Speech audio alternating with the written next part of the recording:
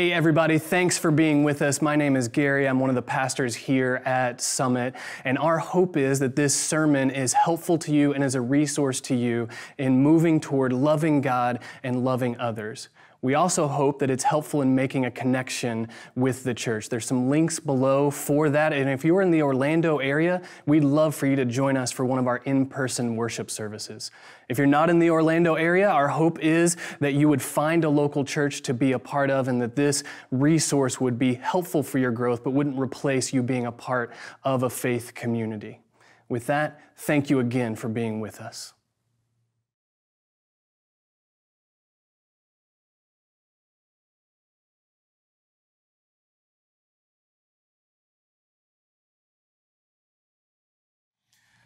Well, hello, Summit. It's been a long while since I was last with you, so it's great. It's wonderful to be back here and to see family, the family of Christ once again after 2.5 years of lockdown. And in that time, just going back to my country of Kenya, my wife and I decided that we're going to move out of the city and move out into the countryside. And so we now live on the outskirts of Nairobi, and we're very close to a game park. And every time we drive out of home in the morning or in the evening when we're coming back, we come across a lot of wildlife. We see a lot of zebras. We see, antelopes like Thompson's gazelles and wildebeests, and we see things like giraffes. Occasionally you hear about a leopard, a predator in the area, and lions that follow the zebra so that they can hunt on them. And I wonder whether you've ever thought to yourself, why is it that zebras have all those stripes that they do on them? When you look at a zebra and look at its behavior, it's very much like a donkey. And, but they've got these colorful stripes, and you wonder, why did God put those there? Well, we're told by those who study these animals that there's a reason for it.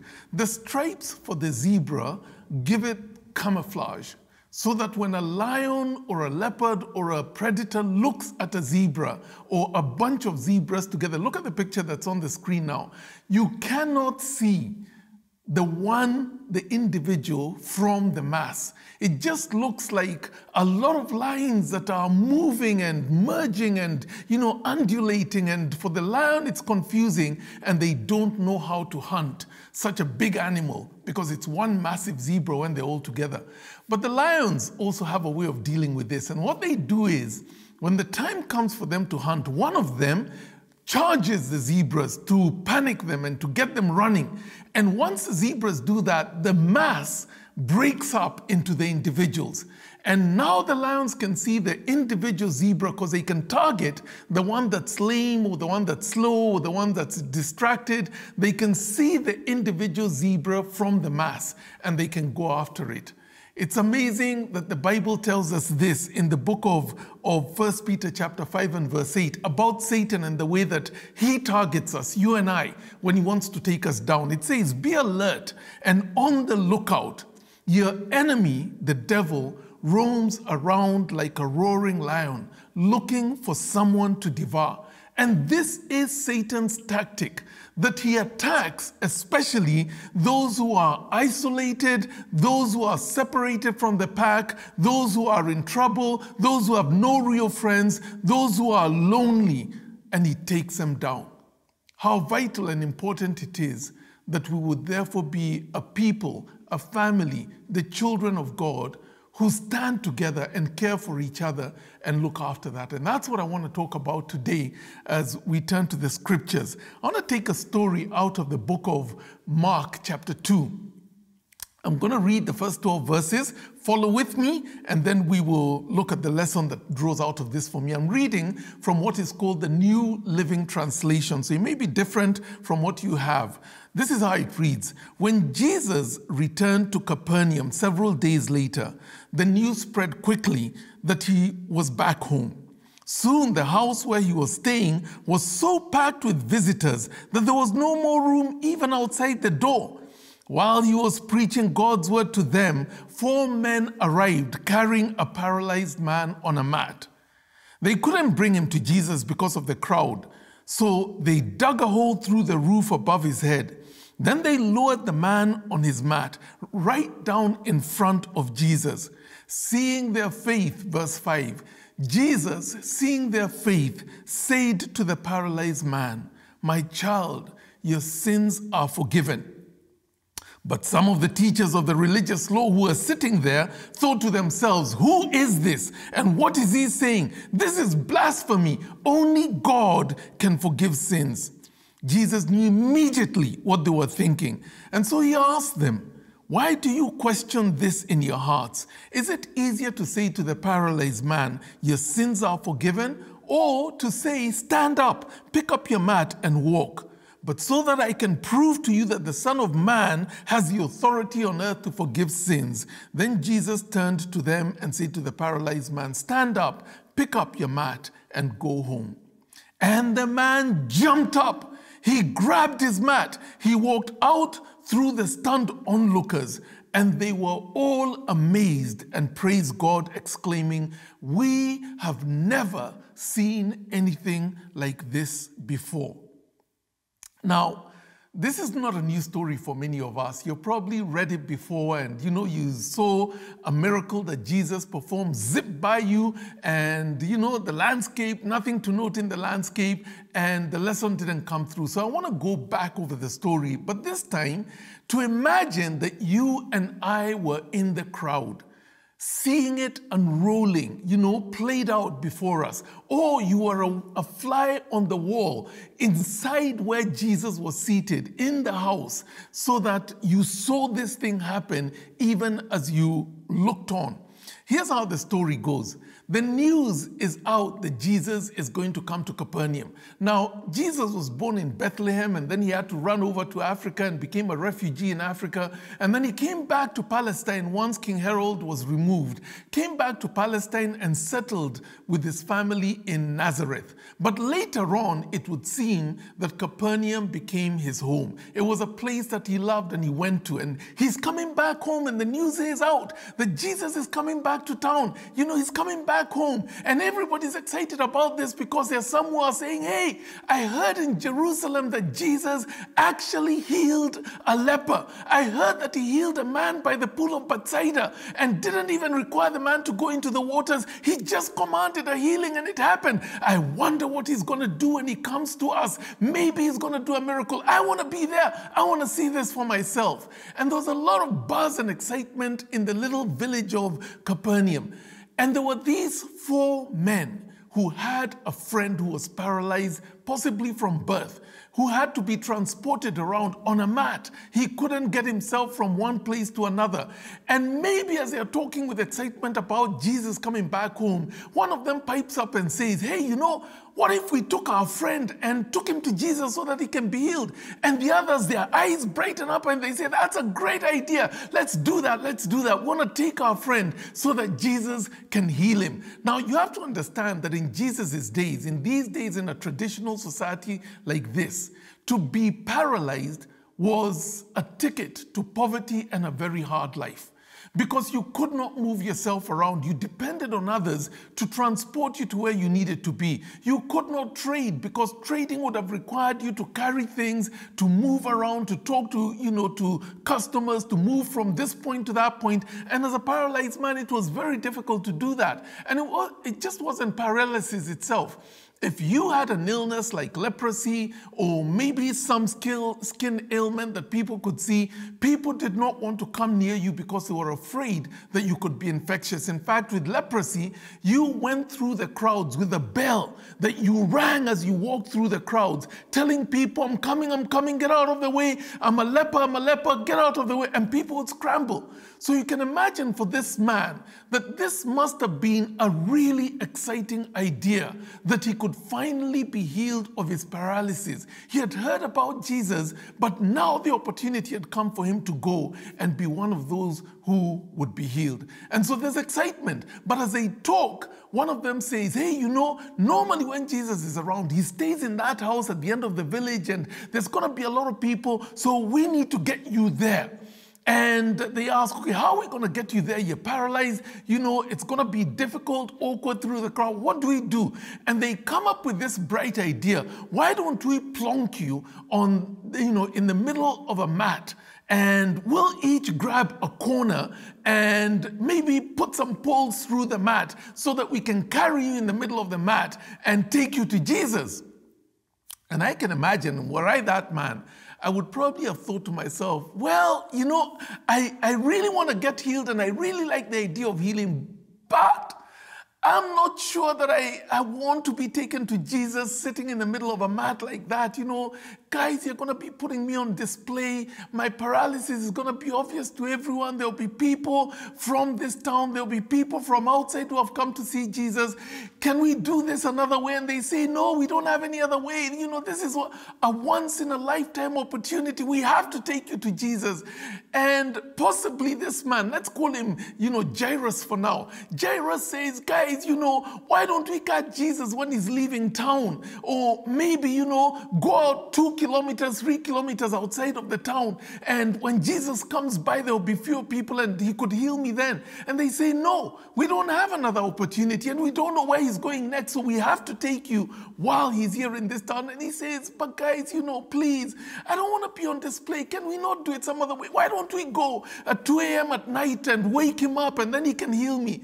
And they finally, you know, say to him, look, we are doing this thing and it's going to happen. And when the fateful day comes, Jairus is plonked onto a mat.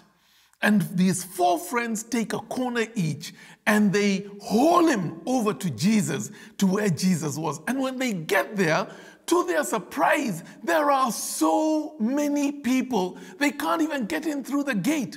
The whole compound is filled. And what makes it even worse is that Jesus was in the house, not outside, where there was more space, probably more accessibility. He was in the house. So we have to make our way through the gate, through the crowds in the compound, and through the door, and through the crowd in the house to where Jesus is. And they tried and tried and tried, and it just wasn't going to work. And now the question was, what do we do? And so they come up with this bright idea. Look, houses in Jesus' time, you know, in Palestine in those days without air conditioning and fans, they would often be flat-roofed houses so that in the evenings, the tenants could climb up to the roof on the flat roof and they could put their beds up there and they could sleep the night up on the roof and catch the breeze, the evening breeze and such. So the side of the house always had a staircase leading up to the top. And so they come up with a bright idea. Why don't we climb up to the roof and try and get him to Jesus? Now, they're not thinking far enough, you know, ahead. And they decide to do this and they haul him, as difficult as it is, you know, climbing at an angle to the roof, and they finally get to the roof. And now that they're there, they ask themselves, okay, now that we're here, how do we get him to Jesus? You know, we can't, there's no window, there's no trap door, there's nothing. What do we do to get him to Jesus? And they come up with this bright idea, number 2, that why don't we make a hole through the roof and lower him to where Jesus is? But problem number 3 is, but where is Jesus in the house? Is he sitting at that far off corner over there? Or is he at that other corner? Or is he close to us over? Where is he? And they finally figure it out and they begin to break their way through the roof. Now, everybody inside the building could hear the thump, the thump, the thump as they try to break through the roof itself. And everybody's wondering, you know, is this an earthquake?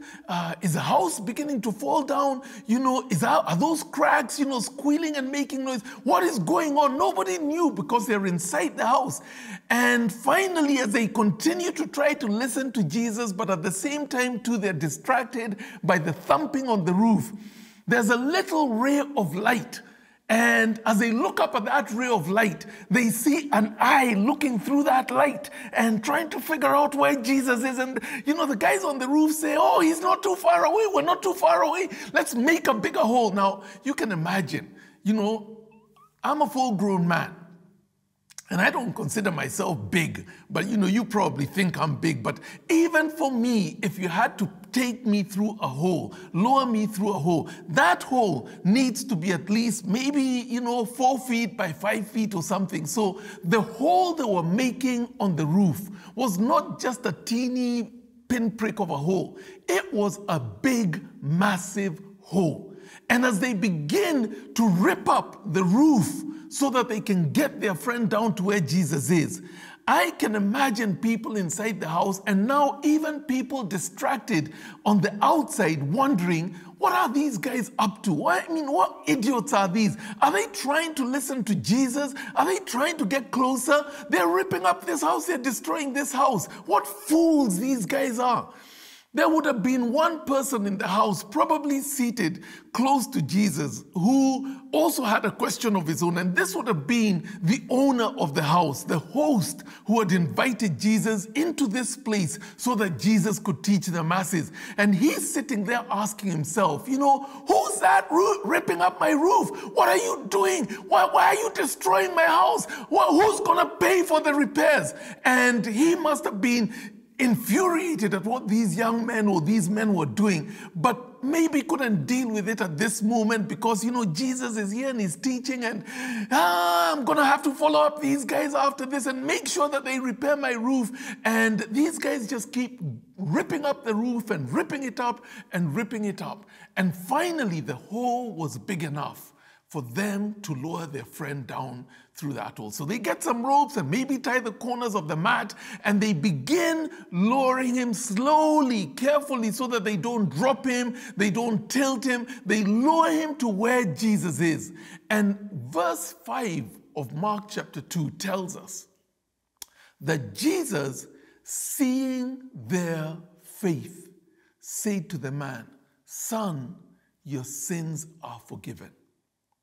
And it would seem as though what, verse 5 is saying is, Jesus looked up, and he couldn't have been teaching now because there's too much drama going on. He looks up and he sees the faith of these 4 friends as they lower their friend before Jesus. What is it he saw?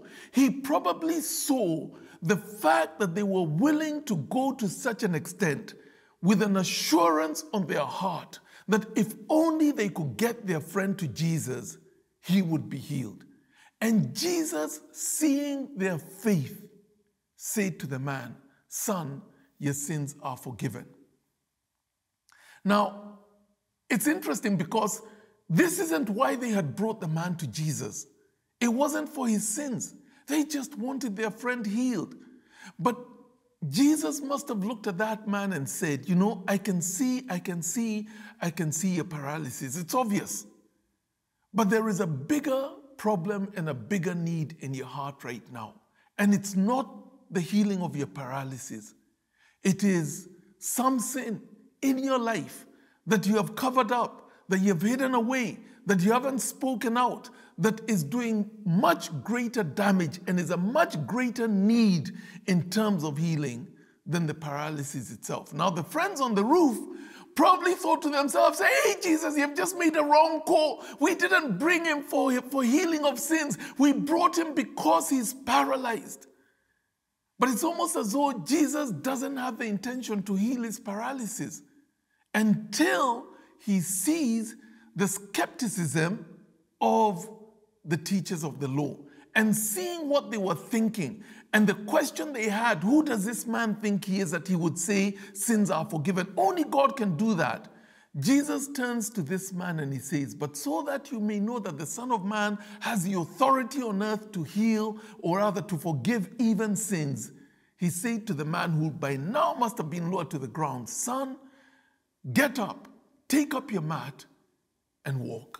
And the man, the Bible tells us, jumped up. He didn't just get up, he jumped up. Maybe this was the first time he had ever walked in his life, and he's excited. His future, his healing has come, and now he can be a part of community and society and trade and create wealth, do business, visit friends, run, do all the things that you and I are able to do. He jumped up, he took up his mat, and he walked out, and everybody was amazed.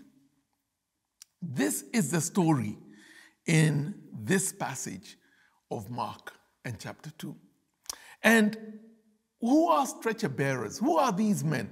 I call them stretcher bearers because they are the ones who carried this man on that stretcher that was a mat. And what can we know about these sorts of friends? I think they're the sorts of friends that you call bosom friends. You know, they're friends that go right up to the heart. You know, they're deep friends. Why are they this? Because they were committed to see the best interest of their friend fulfilled. Whatever it takes, we want our friend, no man left behind. We want him cared for. These are real friends, heart friends. Even more so, they were probably in this story willing to be called fools and idiots because of what they did to get their friend to Jesus, ripping up a roof, so unconventional, and nobody could explain it except to say they're idiots, but they were willing to be called fools if this would secure the healing of their friend. Here's a third thing. They were willing to pay the price of the damage they were doing to that house for the sake of their friend, because somebody's going to pay for this house, somebody's going to repair this house. If that was the cost, they were willing to go that extra mile. And here's a fourth thing you see in this story about these men. Their faith in Jesus was what caused him to heal their friend. They were men of faith. They believed that Jesus could do this. Let me ask you a question, and this is the central question of today's message. Do you have stretcher bearers like this? Imagine that because of a crisis in your life, you know, bereavement, maybe injustice towards you, maybe divorce, which completely undoes you and devastates you. The pain of going through divorce is so deep, so painful that you don't recover from it easily. Maybe betrayal by those that you consider your friends. Imagine that it was you lying on that stretcher, struggling, helpless, broken, giving up, isolated, feeling abandoned by others, and therefore an easy target for Satan to take down. Or maybe, imagine you had sinned and you are running away from God and you're trying to cover up your sin and you're trying to pretend that it doesn't really matter and God doesn't really mind. Or maybe over time, your faith has waned and it's not as fiery and as, you know, as burning as it was once upon a time.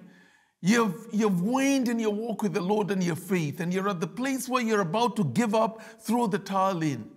Who is it around you as a friend who would put you on a stretcher and take you to Jesus for healing? Be willing to be called a fool for what they're doing for your sake. Who is it who would be willing to pay a price if that's what it cost for you to find Jesus or healing with Jesus? You know, this is what stretcher bearers are. They will confront you lovingly but firmly. A stretcher bearer will speak the truth into your life, whether you like it or not, because they're not afraid of you and they will not excuse your wrongdoing. A stretcher bearer will fast and pray for you and cry out before the throne of God for you. A stretcher bearer has faith to believe where you yourself may no longer believe. And you're not looking to go to Jesus.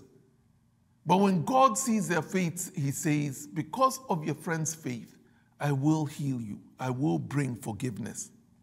Now, when I think about stretcher bearers, these are the things, the qualities I think a stretcher bearer must have. One is that they are not overly impressed with you. In other words, they have the courage to tell you, you know what you just said, John? It was so wrong. It was so wrong. You cannot speak like that. You're just, John. And I'm not impressed with your title. I'm not impressed with your office. I'm not impressed with your accomplishments. You cannot speak that way. They're not overly impressed with you. They can call a spade when they need to. And they're not afraid of you to tell you the truth, even if you don't want to hear it. but they are fiercely loyal to you as a friend. In addition to that, a stretcher bearer needs to be involved in your whole life. Because you see, the problem today is I know you, John, as my friend because we meet in the gym. So all I know about your life is how well you exercise in the gym. Or I know you because we work together. So I know you in terms of production and work. Or I know you as a co-parent. Or I know you as a father in, my kid's school. I don't really know who you are. I don't really know how your life is going. And I'm impressed with how well you work out at the gym, but I don't realize that the other 98% of your life is falling apart because I only have a little pigeonhole knowledge of you that doesn't give me the full picture. Well, a stretcher bearer needs to be somebody who's close enough that they know what's going on and they can connect the dots and say there's trouble ahead. Okay? A stretcher bearer needs to be somebody who is accessible. It's no good having a stretcher bearer who lives in Japan and you live here in Orlando. When trouble comes and when there's need for the stretcher bearer to step in, they can't get on a plane and take days to get here, and then once they've been here, they can't come back for another 2 years. That's not going to work. And so a stretcher bearer needs to be somebody who is in your life now, is accessible, can show up when there is need for them to show up. And a stretcher bearer needs to be somebody who can stay till the end of the process, the healing process that is involved. If you're going through divorce, for example, you want that stretcher bearer to be there with you as it unravels, as it begins to come apart. You want them to walk with you after the separation. You want them to be there with you 2 years, 3 years, 4 years after this thing has happened. That's what a real stretcher bearer is. So let me ask you a second question, okay? Imagine the stretcher that this man, or the mat that this man was carried on. Okay, now maybe each of the 4 friends took a corner and carried that, that mat with the man in the middle of it. So let's keep that picture in mind. And let me ask you my second question, which is this. Can you write down the names of 4 friends who would do this for you? Now, it's no good having just one because he cannot carry that load that is you alone. And 2, yeah, they can take a foot each and drag you on the ground and try and get you there, but it's not good enough. Let's go with the number 4. That's what we see in Mark chapter 2. Write down the names of 4 people who are your stretcher bearers. And let me encourage, ladies, write down the names of 4 ladies, because there are things that you cannot share with the opposite gender. It has to be these who you share gender with, and therefore the awkwardness of talking across a gender bridge isn't there, and you can be brutally honest about where you are, what you're struggling with, what the challenges are, what the temptations are, and you can be honest about these things because it's the same gender. And let me encourage the men. Men, write down the names of 4 men who are your stretcher bearers. Now, don't include your wife.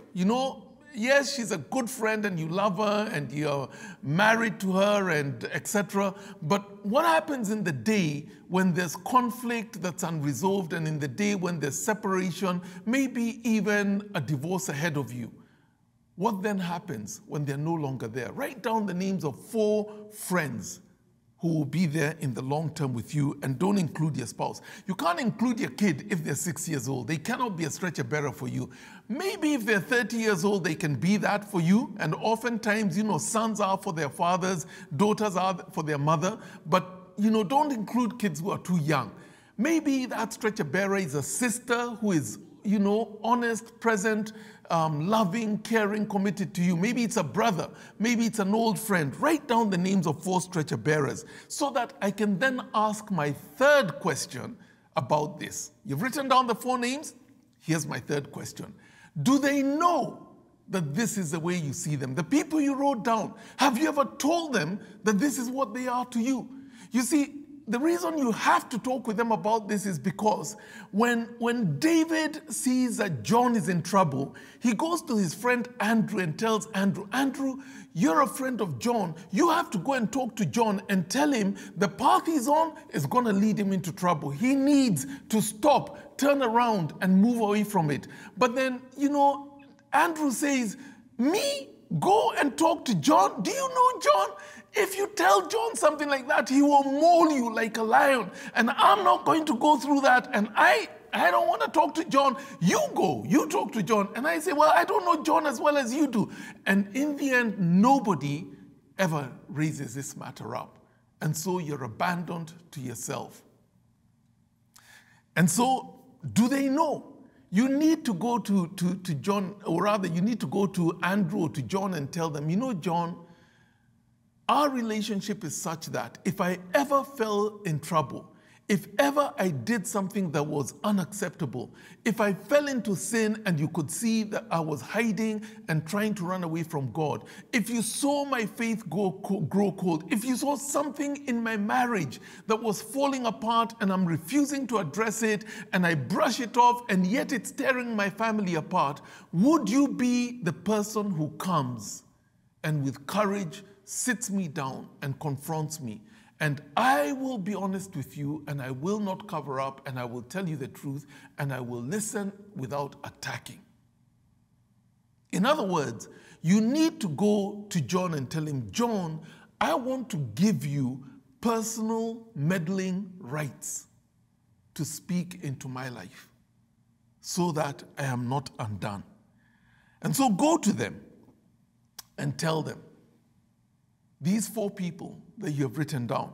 Now, let me say, because I've asked this question of myself, when I ever first read this passage in Mark chapter 2 and began to wonder, who would be that for me? Take me to Jesus if I was the one who needed healing. And as I looked around me, I couldn't think of anybody who was that deep a friend that they could be that for me, would be willing to pay a price and be called a fool, but they would not abandon me to my disability, whether it was sin or whether it was something else.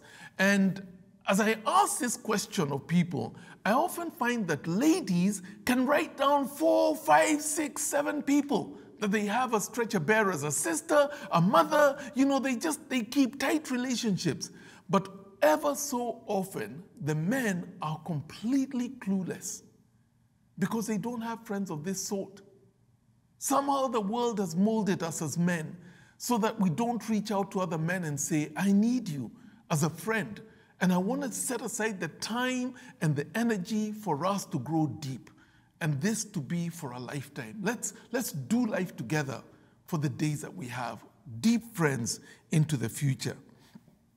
More often the problem is this, you know, I think I have many friends. I have 5,000 friends on Facebook. You know, some of them are kids I went to elementary school with and I found them on Facebook and they've grown up and we connected again. Some of them are neighborhood kids that we grew up with. Some of them are high school friends. Some of them are people I follow on the social media. Others are workmates at every place I've worked at. Some of them are my gym friends and so on and so forth. And I have 500 friends, 1,000 friends, maybe 5,000 friends. But when the day of trouble comes, you find that none of them showed up. None of them cared enough. None of them came to comfort me and to give me a shoulder to cry on. Those are not friends. Listen to what the Bible says. In Proverbs chapter 18 and verse 24, and I'm reading from a version that you probably not heard before. It's called The Voice. It says this, someone with many so-called friends may end up friendless, but a true friend is closer than a brother. That's what a real friend is. The same verse, but this time I want to read it from a version that is just rolling out now. It's called the Passion Translation, the TPT. And this is how it puts the same words in Proverbs 18 and verse 24. Some friendships don't last for a long time, but there is one loving friend who is joined to your heart closer than any other. Those are the sorts of friends I'm talking about.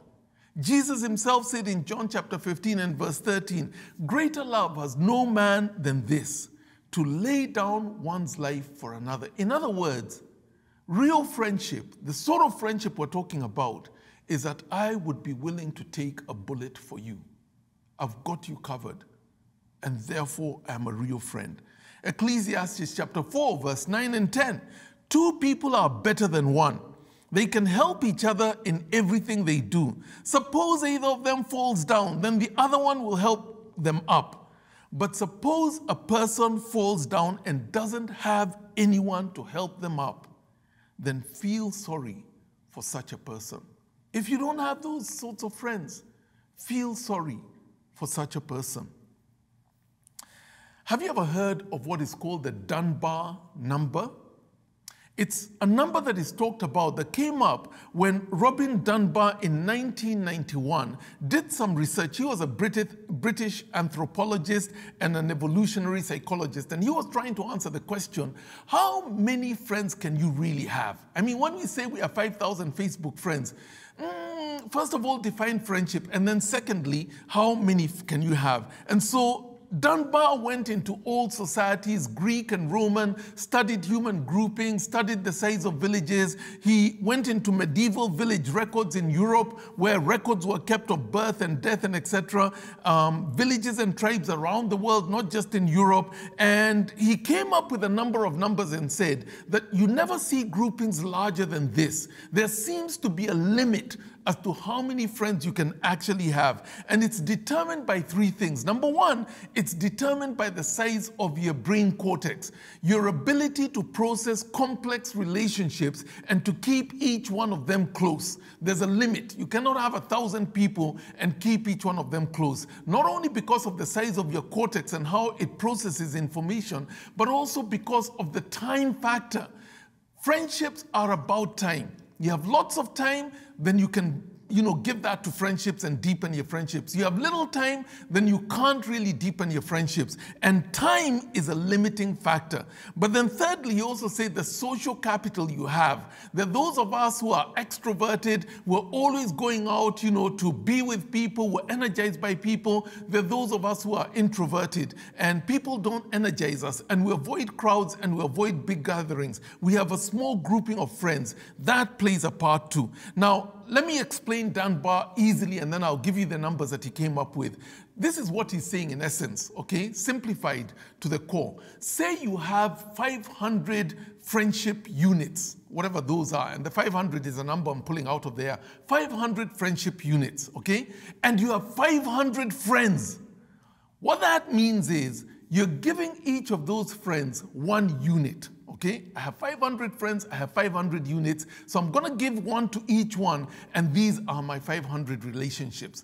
But the fact is that if they only get one unit per person, those are not deep friendships. They are, they're going to be there, they'll talk to you and they meet you and etc., but they never visit because they've only got one unit, and you don't have deep friendships, and when the day of trouble comes, they don't show up. There's a different way that you can do that. I have only a limited number of 500 units.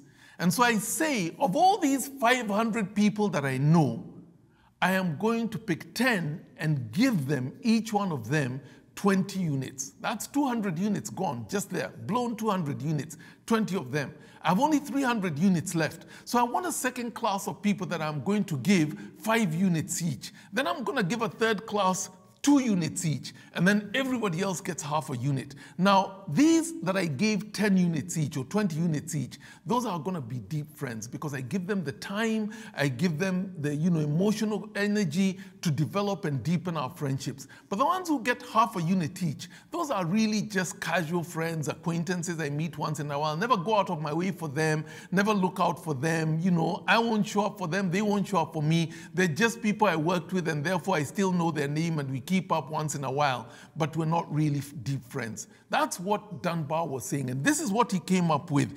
If you look at the numbers that are going to be projected on the screen, he first and foremost said that you can only have 3 to 5 deep friends. That's a limit. And what defines a deep friend?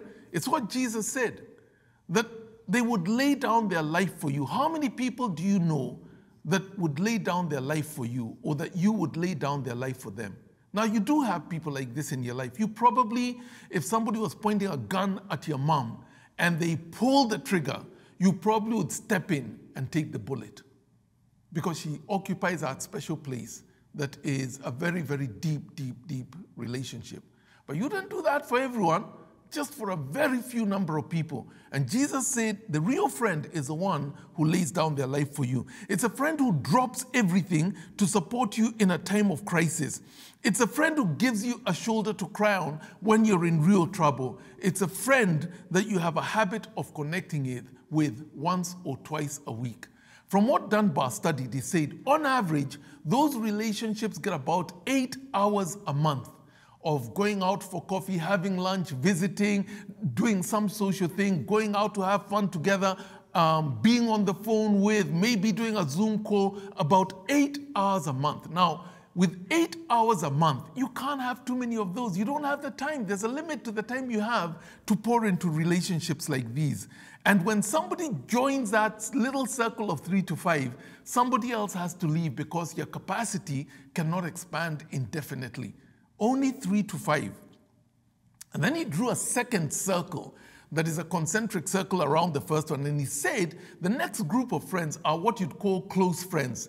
They're people you spend time with, you enjoy, but they're not, you wouldn't take a bullet for them. They're not in that core. They're close friends, and these are your buddies, okay? These are the people when you want to have fun, you go out with them. When you want to invite people for dinner at your dinner table, they're the ones you invite. It's this group that you tend to invite, and you connect with them once or twice a month. Maybe a total of up to 2 hours a month with them, a lunch or a dinner, but not much more than that.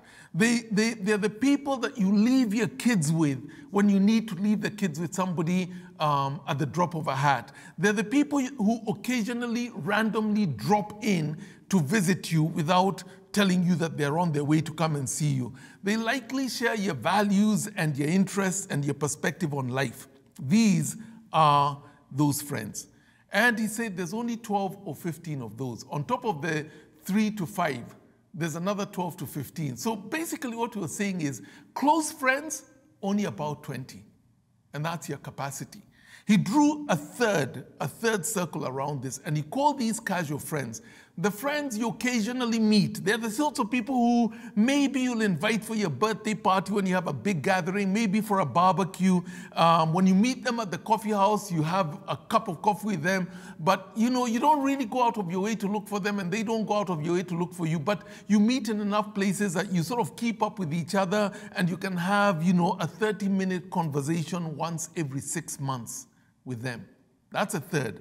And then the fourth was all those others who are your old playmates, elementary school and etc. You know their name, but you don't know too much about them. You know what they do, but you don't know how they do. You don't know whether they have kids or don't have kids. They're acquaintances. You see them, you recognize them, and there's a maximum as to how many of these you can have, maybe about 100 acquaintances and such. And Dunbar said, if you count up these numbers, the 3 to 5, the 12 to 15, and then the third category, which is about another 30, and then count up the 100 or so who are acquaintances, he said that the maximum number of stable, cohesive relationships any human being can sustain is 150. And there's reasons for this, and I won't go into that, but 150 is the upper limit. When you look at villages, they never went over 150. When you look at companies and the way that they form work teams together, never go up beyond 150. When you look at things like an army company in the army, 150 is a max, and then you form a second one. But it never seems to go beyond that because relationships become too complex beyond the 150 mark. And so 150 relationships, 3 to 5 that are going to be very close, 12 to 15 that are, close also. And then you have another 50 who are like casual friends. And then you have maybe another 100 or so who are acquaintances. That's it, guys. That's it. Now, the question becomes, who then of these many people that you know are your stretcher bearers? Do you know them? Have you empowered them so that they can be close friends? Are you giving those relationships the time needed, the calls needed, the presence needed, the visits needed to sustain those relationships deeply? Because if you don't, they wane and they drift from the center and they drift towards the periphery. Let me give you 2 examples of how this happens, and then I'll conclude with a story. When somebody is courting, a spouse, they spend tons of time, every waking moment, trying to keep in touch with, call, visit, go out together, have dinner, have coffee, the break, etc. They spend tons of time in that relationship that they're trying to court. And therefore, they become very deep friends with the person that they want to marry. Sometimes in marriage, what happens is, beyond the wedding day itself, that investment of time is dialed down because of all the concerns and because of the job and because of the commute and because of the kids. It's dialed down, and you find 20 years after marriage, husband and wife are not friends anymore because they're not investing the time needed, the 8 hours plus per week. They're calling each other, they're looking out for each other, and the relationship drifts where the spouse now moves from the center and moves towards the periphery, even becoming an acquaintance over time. But the same is true for your walk with the Lord. I count Jesus Christ to be in my core. Okay, now I don't know whether he counts because, we're talking about friends, flesh and blood, but Jesus is in my core. And really the thing that makes that possible is the amount of time I spend with him. I talk to him in prayer. I give him a call regularly. Every day I call him in prayer. I read his word and he talks to me through his word. At the same time too, I journal so that I can be transparent and expose what's going on inside me to him and discuss my deepest problems with him. I hide nothing from him. And I visit with him, and I am with his people and those that he loves, and I spend tons and tons and tons of time with Jesus, and therefore he's in my core. But if you have come to know Christ as your Lord and Savior and you're not putting in the time investment into being with him, talking with him, praying, reading his word, doing Bible study, etc., you'll find that your relationship slowly drifts from the core and Jesus becomes just a casual friend and eventually an acquaintance, and then eventually becomes just part of the landscape, part of the crowd.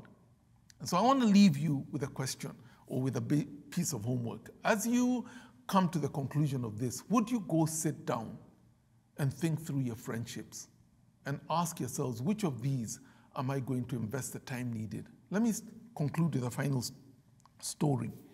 It's a story of the First World War, where 2 friends were conscripted into the army together, and they were in the same company fighting together.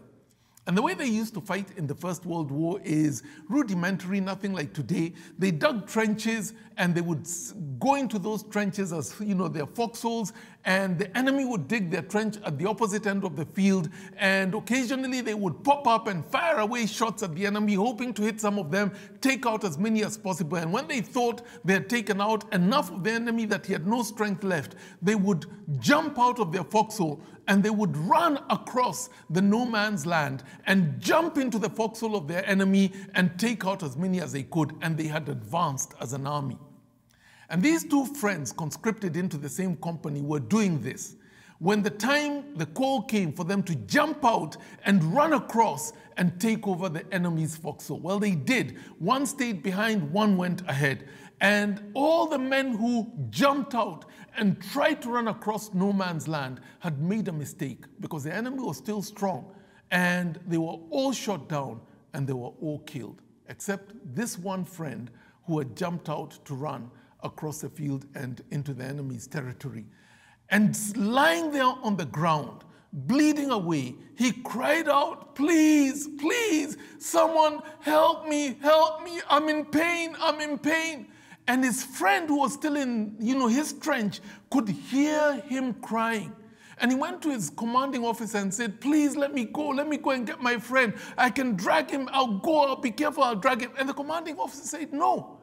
Did you see how many of our men were taken out when we tried to take over the enemy? He's still there and he can get you, and we cannot afford to lose any more people." And he pleaded, "Please let me go for my friend, please, that's my friend."